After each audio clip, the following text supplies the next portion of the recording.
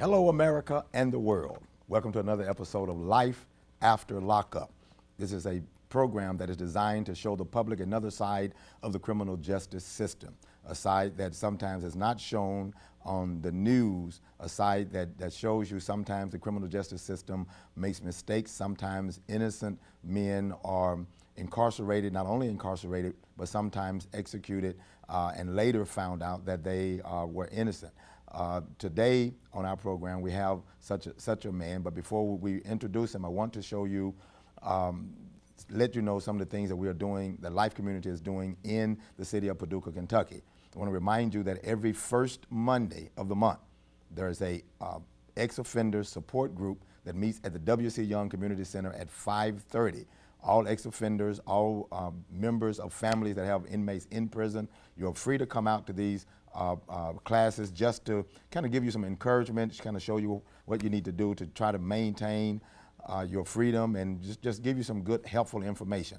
Every second and fourth Monday of the month, we have what we call Teen Ease, a program for teenagers 13 to 19. We meet at the community kitchen across from Allen Autos. All teenagers, food, fun, and fellowship, and we give you some good, helpful information on your development and how you can grow up to be successful. Also, every Tuesday at 11:30 at Christ Temple Church, we have what we call the Lifesaver class. These classes are designed for anyone with any life-controlling issues. It's an 8-week faith-based course. At the end of 8 weeks, you get a certificate of completion, and it can help you with food stamps, help you with housing and things of that nature. So come out and get some help with whatever your situation is. Now, today, I'm excited, and I hope you will be. Please call somebody, let somebody know that we are on. Today, we want to introduce you to Mr. Barney Brown. Barney, how you doing, man? Doing well. Good, good. Listen, I am so excited about you being here. I'm excited about your story. And now, just to kind of give an overview, you were 14 years old when you went to prison, I guess, in Florida. Now, kind of give us a little background about that. What you were charged with, and just kind of give us a little information about what was going on in your life at 14. Well, at the age of 14, down in the Miami area, Okay. is where I hometown. Okay. And at the age of 14, I was basically just an average kid, you know, trying to get through school and to follow my dreams. And as a young kid, my dream was to play for the Yankees, my favorite team even today. Oh, wow. But I was a pretty good athlete, baseball, and from the age of about 5, my dad trained me in the ways of baseball and gave me the skills and basic skills. So I more or less was pursuing that. Played high school ball, made all county, became a pretty good shortstop. Okay. And that was basically my dream. But like most kids during that time, you know, there's peer pressures and those type of things. My mother basically told me on a Saturday morning not to leave home. Right. You know, but then kids from the neighborhood came around, and I basically caved into the peer pressure and sort of snuck out the house and went on a trip with them. We would end up going up the state to amusement park and hanging out and having a good time. Well, night began to fall, and we started back home. Right. I'm hoping that we can get there before my mother get home. Right. And it was strange that day. She told me that, you know, she had a bad feeling. That's why she didn't want me to leave the house.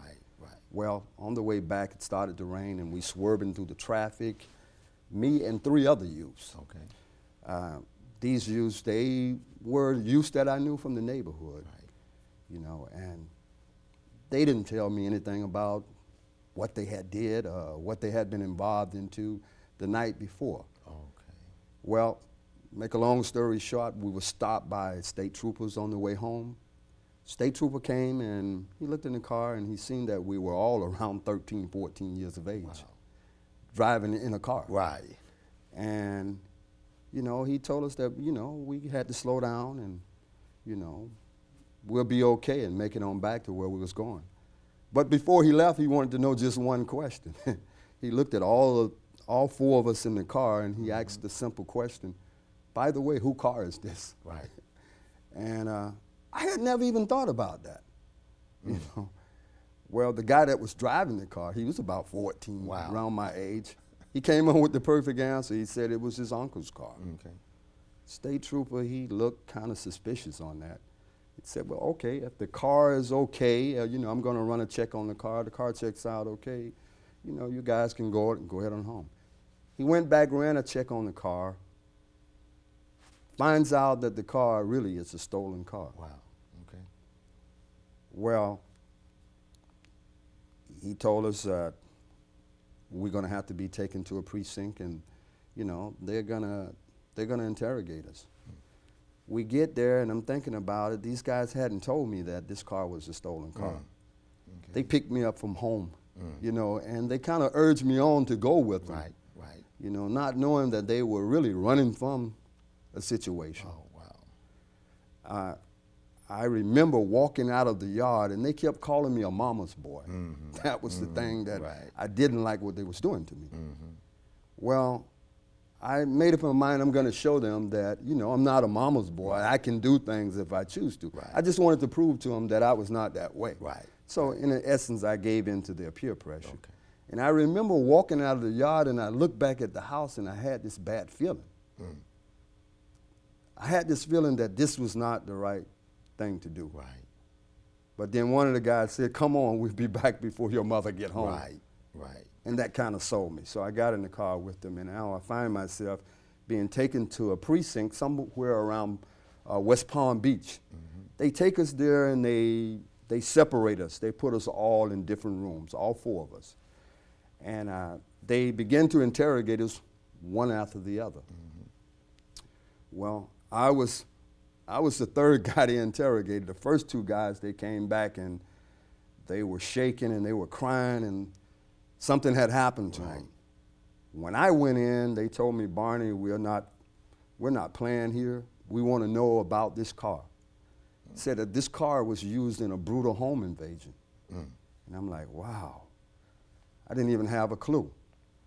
So I explained to them that, you know, these were my friends. They picked me at home. They didn't tell me anything about that.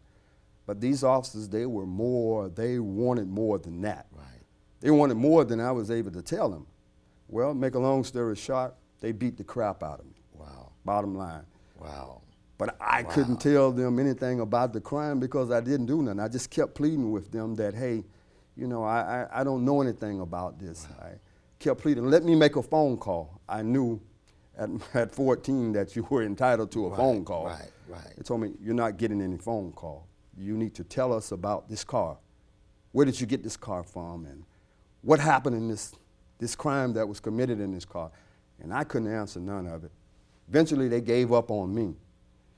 They put me back in the cell, and I was very depressed and close to really going trauma. Right. I didn't know what to do, you know, but I kept asking them about a phone call. I had seen that somewhere in a movie or something, that you always get a phone call. So I kept asking about a phone call, and they kept telling me, you're not calling anyone. Now, you were 14 years old. 14 years of age. Well, we would stay there 3 days. On the third day, they came and told us that you're going to be extradited back to Miami-Dade County. And they said that we would be interrogated for this brutal home invasion. A woman had been raped. Her husband had been assaulted. The family had been robbed and held captive in their home for so many hours by 2 African-American kids. Now, they got a car with 4 of us in the car. Right. So obviously, they know that 2 had nothing to do with the crime. Right. Anyway, they take us to Miami-Dade County, and they take us on the top floor of the homicide building, all the way in the back. It's about 3 in the morning when we get there, and there's nobody in the building. Right. And these 2 homicide investigators, they basically, again, they separate us, and again, they begin to interrogate us one by one. But this time, they use a technique called the Jeff in the Mutt technique. Okay. This is an illegal technique that they use on children, mostly to get them to confess to crimes. Okay. Well, This time I was the second kid that they called in. When I walk in, I see this big officer, big guy with muscles, tight shirt. Wow. And he had on black leather gloves. I knew then that it would be a problem. Well, he started out describing to me a scenario. He said, Barney, I'm not going to play with you. I just want to know all about this home invasion. I want to know about what happened here. And I said, well, okay, that's simple. I don't know anything about it. Wow. And he said, Barney, I'm not playing games with you. You're going to talk. You're going to tell me everything you know. And I told him, well, hey, I don't know anything, man. I don't know what can I tell you, you know. And then the other officer was a kind of older guy, looked like Andy on Mayberry or something. Okay. But he was a very friendly guy. He kept urging me, Barney, just cooperate with him, and you know he won't hurt you or harm you. Right, like good cop, bad It was cop. good cop, bad cop Right. scenario. Well, my problem was I couldn't tell him anything because I didn't know anything. Right. But had I known anything, I would have told Right. him. Well, he said, Barney, let me tell you something. He said, I could kill you right now and no one would ever know. I can simply say that you tried to take my gun and the gun accidentally went off and you died. He said, that's what you want? Do you want to die? You're going to tell me everything. Wow. That's what he told me. And I said, sir, I've told you everything that I know. I don't know anymore. He said, Barney, I'm telling you, I don't play games. He said, oh, you want to play games? We can play a game. He takes out his service revolver. He takes all of the bullets out of the gun, and he sits it on the table. He said, you want to play games, or do you want to tell me the truth? And I began to sense that this guy wasn't too stable, you know. I started to beg him and pleading him that I didn't know anything. He said, well, okay, you just want to play games. He takes one of the shells and he put it in the chamber and he clicks it right in my face. Jesus. And I'm like, wow, this man is crazy. So you going to talk or you going to die? And he takes another shell and the other guy was like, hey, calm down, man. Take it easy, man. It's just a child, man. He's going to talk. He's going to cooperate. That's what he kept telling me. And I'm looking at him. Please stop him, sir. Stop him. He's going too far. But he grabbed the third bullet and put it in the chamber and clicked it right in my face. You going to talk? And now I had to make some choices here. If he put another bullet in it, I don't know. I know it's 3 bullets already in there, and I wasn't going to chance the 4th one. So now I got to make a decision based on the same scenario he had told me about earlier. Chance my life. Well, when he went for the 4th bullet, I decided the best thing is to try to save my life, and I tried to go for his hand. I grabbed his hand like that, and we went into an actual struggle, and he hit me across the face like this with the gun. Wow. And all I could remember going down, don't fall, don't fall. Try to keep your balance. But I couldn't because he began to kick me. He began to kick me in the side and in the face, kicking me, and he was screaming and hollering. He just lost all control, and the other guy, the other older police officer was saying, stop, man, you're going to kill him, you're going to kill him, stop. And all I know is I blanked out. Well, when I woke up, this side of my face was swollen up very bad. I couldn't even see out this eye. My vision right today is still very bad in this particular eye, Jesus. Where he kicked me all in the face. But I was standing before a juvenile court judge. Somehow they had taken us before this juvenile court judge, and they asked this judge, would he allow them to take all 4 of us on a live lineup? You know, the judge said, well, okay, you can take them on a live lineup, and, you know, if they're identified, then we'll go ahead and deal with them. So they took us on a live lineup, and right off, the witnesses in the case said that this one is not one of them. Pointing to you. Me. I was much too small. The other two were kind of taller guys and much bigger than him. We know he's not one of them. Right. But they did identify one of the youths in the car as being a participant in the home invasion. So I'm thinking that my problems are over with. Right. I'm finally going to go home. Well, we go back before the same juvenile court judge, and They argued to the judge to allow them to hold us a few days. Maybe they can come up with just a little bit more evidence to get the other one. Right. So the judge didn't want to do it, but he said, I'm going to give you 30 days, but I'm going to set a trial date for 30 days. And in the 30 days, if you haven't had your evidence, we're going to try them and we're going to resolve this case. So now I'm confined there at the Juvenile Detention Center in Dade County for 30 days. 30 days go by, they come in and argued, well, they asked the judge, they argued to the judge to allow them to try us as an adults. The judge said, absolutely not. I've given you 30 days, either come up with evidence against them or we're gonna go forward with the trial. They couldn't come up with anything. They hold a trial, they call their witnesses in, and the witnesses all come in again and testified that I had nothing to do with the crime. Wow. I was not one of them. Wow. The judge, based on that, he acquitted me of all the charges that they had against me, and he ordered that my family be contacted. During this time, my family has not been contacted. So they didn't even know where you were? My mother was literally going crazy. She thought that I had been kidnapped or killed. Wow. She had no idea that I was one county over in the cell and being treated very brutal. She had no idea. Wow. In fact, she reported me as a missing child. They searched, they called her, and they told her that we would be looking. If they came up with anything, they would let her know. She never heard from them. Wow. Well, after the judge acquitted me, the juvenile court judge, she acquits me of the charges. She ordered that my parents be contacted and they come down and pick me up. They placed me in a holding cell to wait for my parents to come and get me. Right. I'm sitting there in the holding cell and these same two detectives show up. They come in and they tell the supervisors there that they come to take me. The people there said, well, you can't take him. He's been found not guilty and his parents will be to pick him up. They told him, we don't care about that. We're not honoring the judge's decision. What? We're going to take him. And they took me by force. They literally dragged me out and they put me in a car and they drove me to a wooded area. They drove me around town all that day until it became dark.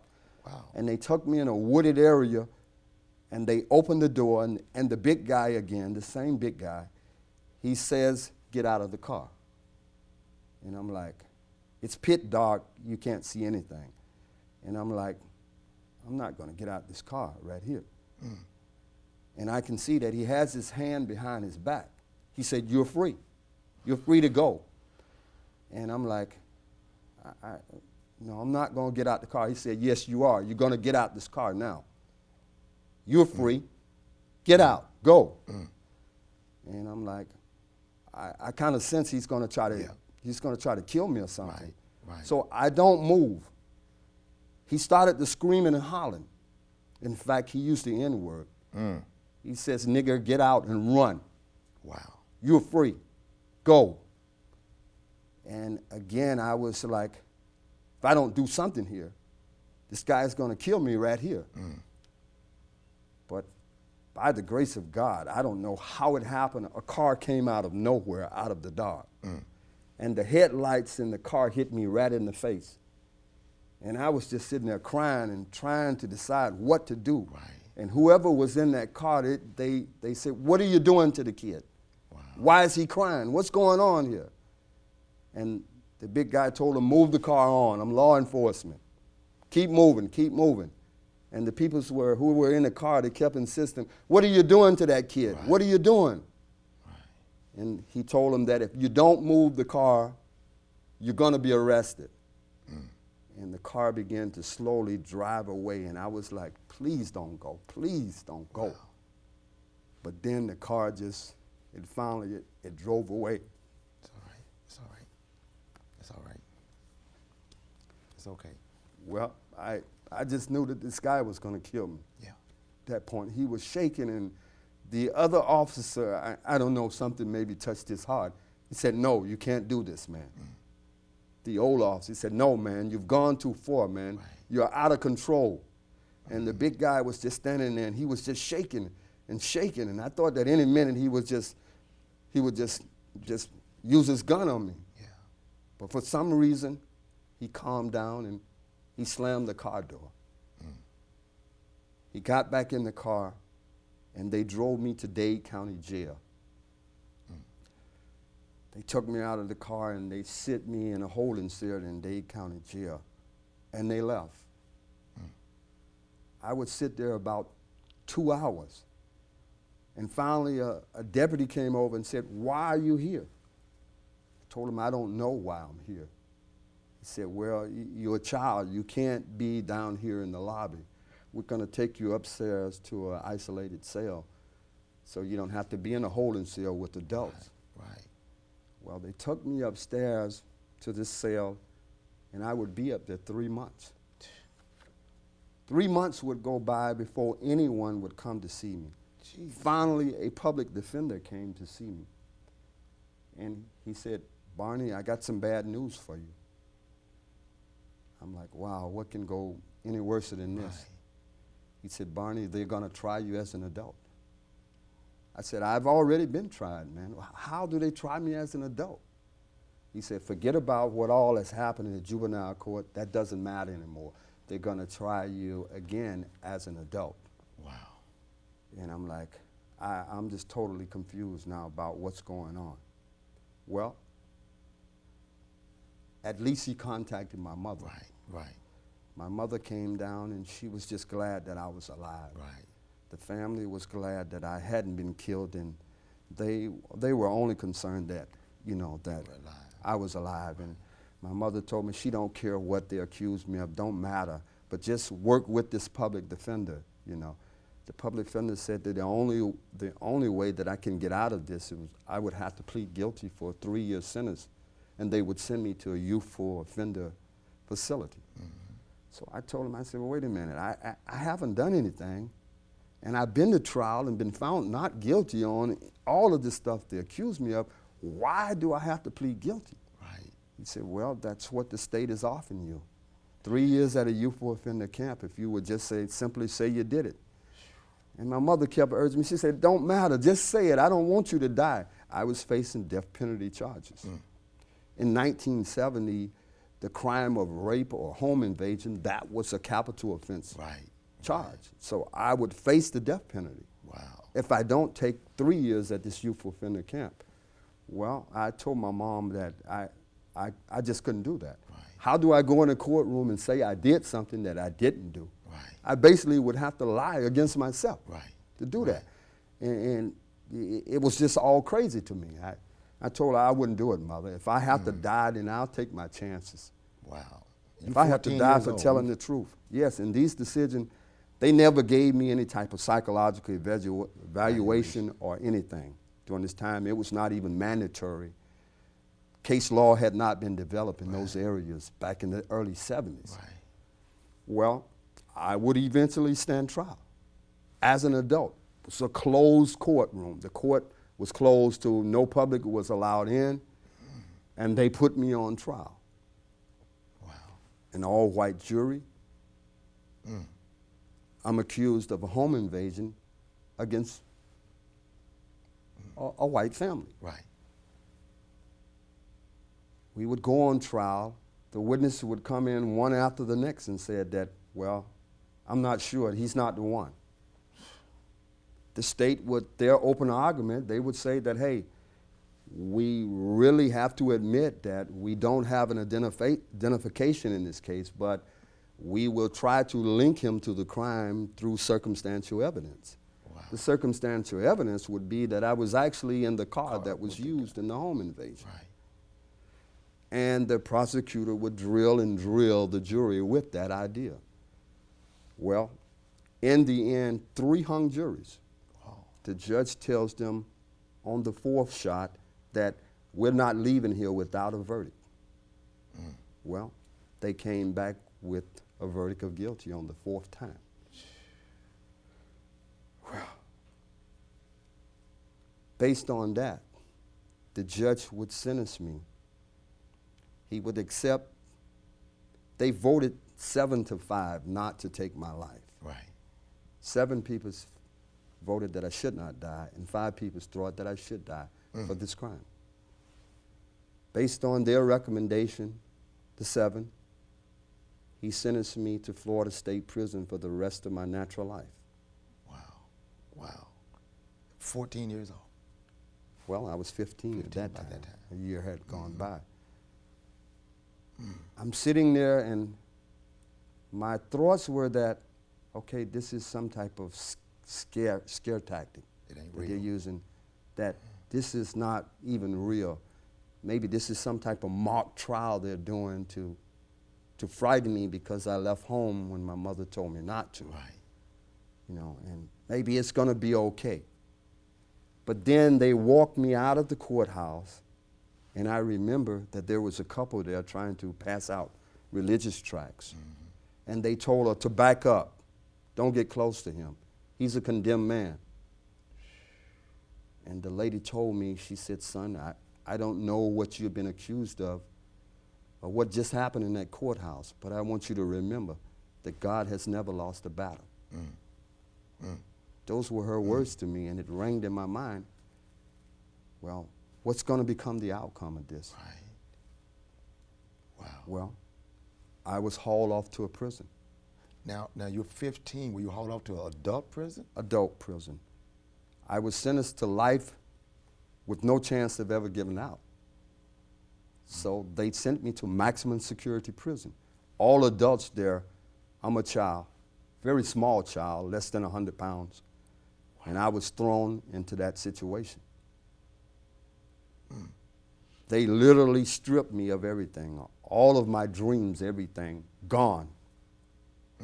But the one thing that they could not take from me, one thing, What was that? it was hope. Hold that thought right there. Yes. Hold that thought, because we got a little less than 1 minute now before we begin our second half of this show. This is powerful.